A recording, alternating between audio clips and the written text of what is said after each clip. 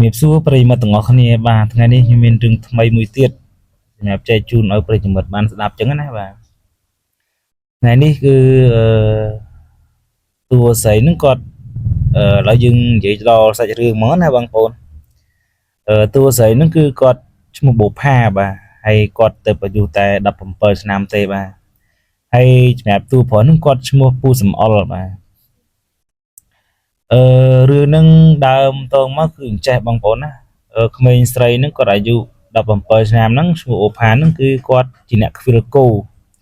នៅតាមព្រៃដងអូអញ្ចឹងណាគាត់ខ្វៀលគោរាល់ដងគឺម្ដាយគាត់នឹងប្រើគាត់ទៅខ្វៀលគោរាល់ដងសពដងអញ្ចឹងណាគឺមិនដែលមានបញ្ហាអីទេល្ងាចឡើងគឺមកដល់ផ្ទះព្រលឹមចេញព្រលប់ចូលអញ្ចឹងទៅហើយចំណែកទូប្រុសរបស់យើងដែលជាលោកពូ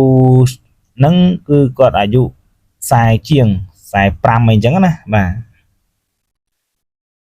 គាត់ជាអ្នកខ្វៀលក្របីដែរប៉ុន្តែរាល់ដងគឺគាត់មិនដែលខ្វៀលក្របីខ្វៀលគោអីគឺនៅក្បែរ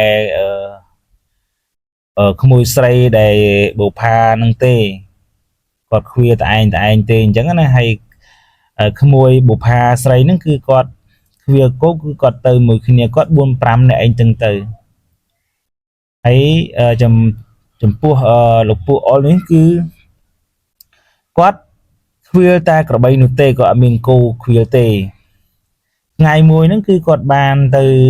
ខ្វៀលក្របីហ្នឹងគឺគាត់បានជួបក្មួយស្រីបូផាហ្នឹងណាគាត់បានសួរក្មួយស្រីបូផាហ្នឹងសួរថាក្មួយមកប្រហែលអ្នកអីចឹងទៅហើយក្មួយស្រីបូផាហ្នឹងគាត់បានថាគាត់មកគ្នា4-5នាក់ហើយក៏លោកពូអុលហ្នឹងគឺគាត់បាននិយាយថាមិនអីទេពូគ្រាន់សួរលេងសួរចង់ដឹងថាក្មួយទៅផ្ទះពេលណាម៉ោងណាវិញអីចឹងណាហើយសម្រាប់ក្មួយស្រីបូផាហ្នឹងគឺគាត់ថាគាត់ទៅផ្ទះពេលល្ងាចដូចជាម៉ោង5អីហ្នឹងណាព្រោះម៉ោងហ្នឹងគឺម៉ោងយើងចូលផ្ទះវិញចឹងណាបងប្អូនហើយសម្រាប់ពូសំអល់ហ្នឹងគឺគាត់មានចិត្តមួយព្រោះគាត់មានចិត្តស្រឡាញ់ទៅលើក្មួយស្រីបូផាហ្នឹងគាត់មានចិត្តប៉ុនប៉ងចង់ធ្វើអីមួយជាមួយក្មេងស្រីនឹងហើយបានគាត់បានទៅសួរក្មេងស្រីនឹងចឹងណាបាទថ្ងៃហ្នឹងគឺមិត្តភ័ក្តិក្មួយស្រីបូផាហ្នឹងគាត់មិនសូវស្រួលខ្លួនក៏បានប្រាប់ក្មួយបូផាហ្នឹងថាគាត់សូមទៅផ្ទះមុនព្រោះគាត់ខ្វៀលគោគាត់ធ្លាប់តែខ្វៀលគោចូលផ្ទះយីហ្នឹងគឺម៉ោង5ជារឿងធម្មតាអញ្ចឹងទៅបងប្អូនតែថ្ងៃហ្នឹងគឺពូម៉ាក់គាត់ហ្នឹងគឺស្រីហ្នឹងគឺបាននិយាយប្រាប់ក្មួយបូផាហ្នឹងថាសូមទៅផ្ទះមុនបន្ទាប់មកក៏សល់តែក្មេងបូផាម្នាក់ទេបងប្អូនអញ្ចឹងទៅថ្ងៃហ្នឹងគឺរយៈក្នុងម៉ោងប្រហែលជាម៉ោង5ហ្នឹងម៉ោង5យើងកំពុងតែចិត្តចូលផ្ទះវិញណាបងប្អូនថ្ងៃហ្នឹងលោកពូសំអល់ហ្នឹងក៏គាត់មិនបានតន់ទៅផ្ទះដែរគាត់ចាំមើលក្មួយស្រីបូផាហ្នឹងអញ្ចឹងណាព្រោះគាត់មានចិត្តលួចស្រឡាញ់លើក្មួយស្រីបូផាហ្នឹង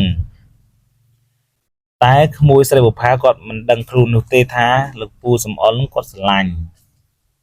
ប៉ុន្តែស្រឡាញ់ដោយម្ខាងអញ្ចឹងគឺដោយក្មួយស្រីមិនដឹងទេ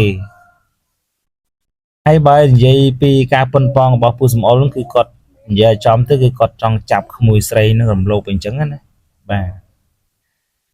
ហើយថ្ងៃហ្នឹងបងប្អូនណាថ្ងៃហ្នឹងភ្លៀងបាទផ្គររន្ទះផាំងអញ្ចឹងទៅភ្លៀងក៏ក្មួយស្រីហ្នឹងក៏គាត់អាចដំណើរមកដល់ផ្ទះទេអញ្ចឹងគាត់រកខ្ទមដែលនៅវាស្រែជាប់កន្លែងជើងភ្នំហ្នឹងណាគាត់យកដឹកគោគាត់ហ្នឹងយកមកចងកន្លែងនោះហើយក៏គាត់មកជ្រកនៅកន្លែងខ្ទមនឹងមួយអញ្ចឹងណាបងប្អូនបន្ទាប់មកលោកពូសំអល់ហ្នឹងក៏គាត់បានឃើញគាត់ដើរមកជ្រកដែរហើយក៏គាត់សួរថាក្មួយស្រីមិនតន់ទៅផ្ទះអីអញ្ចឹងទៅហើយក្មួយស្រីបូផាហ្នឹងក៏គាត់បាននិយាយថាភ្លៀងពូរន្ទះបាញ់ផងខ្ញុំភ័យខ្ញុំក៏មកជ្រកអីអញ្ចឹងទៅតោមនាងទៅសួររបៀបញ៉ែក្មេងស្រីបាទហើយក្មេងស្រីក៏បានសួរលោកពូអុលហ្នឹងទៅវិញសួរថាលោកពូអត់ទៅផ្ទះដែរទេអី bạn mình trộn nó lại như đai chúng ta pú nó có bạn về thà phliếng pú có toàn bạn tới đai pú mình trộn cho mùi sân hô đời mê nhưng nô ta mình rèn nô tập phliếng cả khlang tới khlang lá có mấy có riêng ngật tới nè bằng bồn rạp ta lực bộ nó có mơ tu sray dương nó ngày mơ mình sray bột hà từ ví dụ đầm pơ nắm ngày mơ mình lên tê mơ chỉ phải sẽ khi mà đam trung năng ai thì mình sray nó có phiêu cô nó cứ có bị áp chọn đây đo tập p nghĩa những phliếng có sao à muối có đo à nó cho mơ sầm tơ nơi tôm năng hay nơi so tạ hàng non muối tê hàng non cứ đa tuyệtผู้สมอลงกอดมือเลยก็กอดบานเตียบของแอร์มือเสรงเตอให้มือเสรงก็กอดบานสู้ทันหลักปูคนฟื้นจังไอ้จังตันนะบ่าให้บนตัวมากก็หลักปูทำมันไอเต้มีหน้าเนเต้เนแต่ปีเนี่ยนุเต้จังนะไอ้ก็มือเสรงก็ตัดทำบานเต้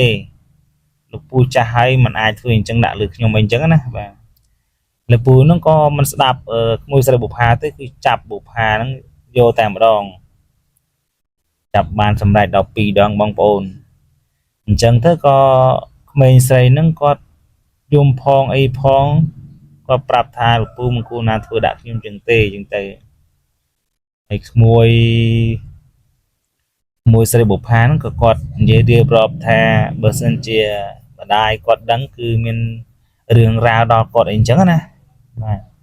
ให้สมัยปูอ้อลงคือลูกปูอ้อลงกอดบานอย่างท่าmình ấy tê bà mình pap cứ miền ở nạ đằng tê chẳng này và hô thay mình tua mau quạt môi sấy nó có chập chất tơ lực pu nâng đài chẳng na quạt hà nông chập quạt nó cứ quạt trong này về tha pe đại lực pu chập quạt nó còn mình promoteแต่pe chập bàn mà đan mà đong chỉ lực chỉ pi đó những thứ có miền chất chập ở romแต่lực pu sum all nâng đài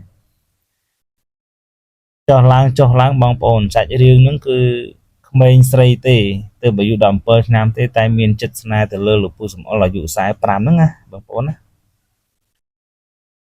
hay bong bồn này ai mà đai nó còn ở tiền nó còn bàn đăng tê hà cô nó ở cát ấy miền rừng ấy chẳng na bùa chập vì rừng cát hay nó má cứ mau bầm bậy ấy cứ mình còn một đào tè chẳng giả pe pi món quạt cầm pong ở thôi ấy chỉ môi nâng ở lập sum all nâng ai chẳng riêng đấy cứ xong slide trầm nắng nơi miền phía bần to tiền nè bằng ổn chẳng bây giờ mất chăm sạch phía bần to tiền sớm ở quần